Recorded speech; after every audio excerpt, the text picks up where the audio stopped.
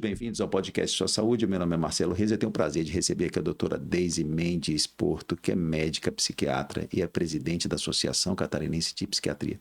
Deise, muito obrigado por ter aceito o nosso convite. Muito obrigada pelo convite e por esse espaço para falar de um tema tão importante. Deise, nós estamos no Setembro Amarelo, importante para prevenir e conscientizar as pessoas sobre suicídio. No último episódio nós falamos bastante sobre sinais de alerta, mas eu gostaria de conversar com você hoje sobre autocuidado. Qual é a importância do autocuidado na saúde mental? Esse tema é muito importante e as pessoas têm talvez uma visão de autocuidado um pouco diferente do que eu pretendo trazer aqui hoje. Autocuidado não é só cuidado estético com aparência, nem nada do tipo. Autocuidado é cuidar do seu corpo, da sua saúde e da sua saúde mental. E existem técnicas muito eficientes que a gente consegue aplicar no nosso dia a dia a partir de amanhã, depois de ouvir esse podcast, que eu acho que trarão bastante sucesso, bastante resultado positivo para quem nos ouvir. Quais são os principais sinais que indicam que nós precisamos desacelerar e cuidar da nossa saúde mental? Olha, quando a gente está sentindo que descansa, dorme, mas não se sente descansado, quando a gente não tem mais prazer e alegria em fazer o que a gente faz e gostava de fazer antes, isso é um sinal de alerta. Então, quando a gente percebe que não está sendo suficiente o tempo que a gente tem de relaxamento, a gente tem que parar e pensar se nós realmente estamos cuidando de forma eficiente da nossa saúde mental.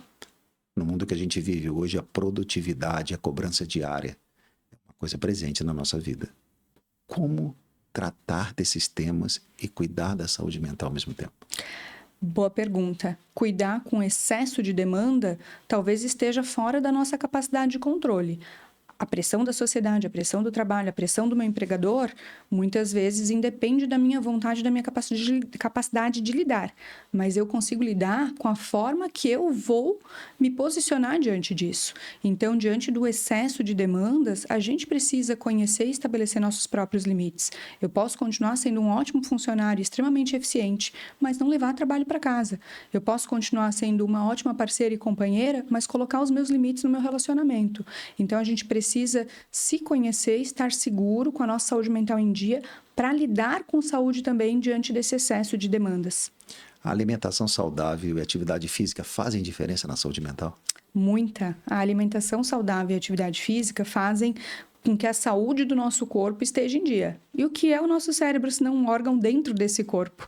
Então, cuidar da saúde mental não muda muito das indicações que a gente fala de cuidados com prevenção de diabetes, de pressão alta. A gente tem que estar saudável, porque existe uma transmissão neuroquímica, uma resposta do nosso cérebro a estados inflamatórios. E quando a gente está com obesidade, quando a gente está sedentário, esse cérebro não está em um ambiente tão saudável assim.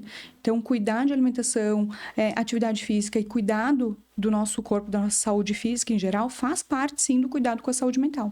E técnicas de relaxamento como meditação, yoga, respiração controlada, isso ajuda a saúde mental? Ajuda, sim, porque a gente pode pensar que diante de uma situação de crise, a gente vai ter uma resposta que é automatizada e rápida. A gente vai agir diante de uma situação de crise com algo que a gente já sabe. E se a gente não sabe se regular, a gente não consegue sair tão bem. Já se a gente treina isso em momentos mais tranquilos, que é treinar e estar no momento presente, aprender a controlar a própria respiração, conseguir desacelerar quando a gente percebe que o coração está acelerando. Se a gente consegue fazer isso em momentos de tranquilidade, é mais fácil que a gente consiga reaplicar essa estratégia, que a gente fala em estratégia de coping, num momento de estresse. Então, quem sabe respirar bem, quem consegue manter a calma, quem consegue se distrair e relaxar em momentos de estresse, consegue manter uma melhor saúde mental. Desde nós estamos num mundo acelerado. As notícias chegam 24 horas, as pessoas usam redes sociais quase ininterruptamente. Como gerenciar esse mundo frenético de hoje em dia para ter uma saúde mental saudável? É extremamente importante conseguir gerenciar o nosso acesso e entrada a essas informações que nos consomem 24 horas por dia e a nossa relação com a tecnologia. A tecnologia não é um grande mal em si, mas a forma que a gente lida com isso pode impactar diretamente a nossa saúde mental. Então, cuidar com excesso de demanda. Não é porque tem WhatsApp que as perguntas e os acionamentos chegam 24 horas por dia que eu preciso estar 24 horas por dia conectado, na maior parte dos casos. Então, ter horários de lazer e consumo de telas controlados, não usar o consumo de tela como lazer o tempo todo, porque não é um descanso de verdade. A gente está ali rolando a tela, tem a impressão de estar descansado e acaba com o cérebro ainda mais cansado. Então é importante ter momentos de pausa fora de telas, ter controle de horário. Nunca no horário da refeição, com a sua família. Você precisa estar ali, estabelecer relações saudáveis. Estar com o celular é como estar conversando com outra pessoa. Então, nunca no horário das refeições, nunca no horário de dormir. Cuidar com o consumo de redes e pensar no consumo de redes sociais também dos jovens. Os adolescentes são extremamente vulneráveis e o uso de redes sociais aumenta a comparação, sensação de ineficiência e traz muito sofrimento para a saúde mental. Então, a gente tem que pensar isso para nós e para as próximas gerações, porque isso, sim, afeta e muito negativamente a qualidade da nossa saúde mental. Como aprender a dizer não sem culpa e valorizar nosso autocuidado. Que tema importante, dizer não sem culpa e sem agressividade também a gente fala, né? É uma habilidade que a gente chama em psiquiatria de assertividade. E não é algo que vem automaticamente com a gente pode aprender quando a gente não tem isso muito bem estabelecido. E aí tem várias etapas. Primeiro, de você estar seguro com o que você está pedindo. Se aquilo que você está pedindo, você acha que tem fundamento. Então, você precisa entender o seu real valor, você precisa estar com a sua autoestima em dia. E se ainda assim é difícil, treinar essa assertividade.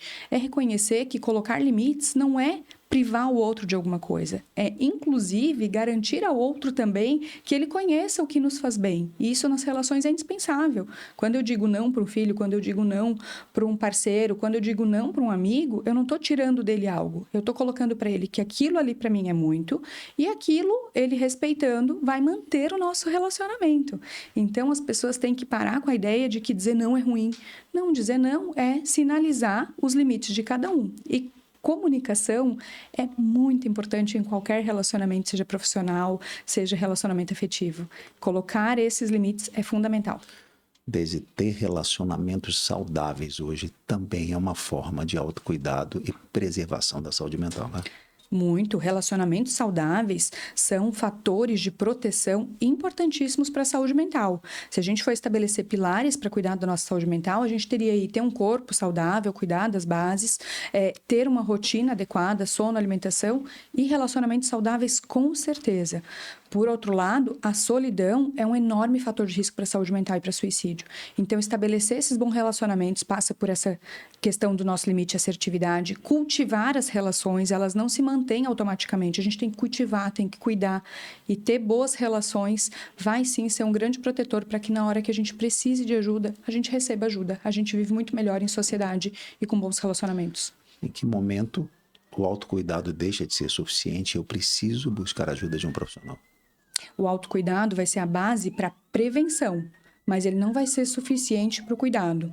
Então, não espero que as pessoas caiam na ideia de que, estou me sentindo deprimido, vou caminhar só para melhorar isso por si só, ser efetivo. Pode até ajudar, mas se o sono está afetado, se o apetite está afetado, se o rendimento no trabalho está afetado, a concentração, a tristeza, a insônia, daí não é hora de investir só no autocuidado. Ele vai ser uma parte importante, mas é preciso procurar uma avaliação especializada e cuidado. Então, é preciso que as pessoas deixem aí o estigma de lado, procurem realmente o psiquiatra, não entendam a psicoterapia como algo supérfluo ou superficial, porque fazer psicoterapia e se restabelecer emocionalmente e tratar quando existe depressão, ansiedade, é importante para a gente prevenir desfechos negativos como suicídio. Desde a gente está chegando no final do podcast, eu já quero agradecer novamente a você. Eu queria que você deixasse uma mensagem para quem está nos assistindo sobre esse tema tão importante que é o autocuidado e a saúde mental.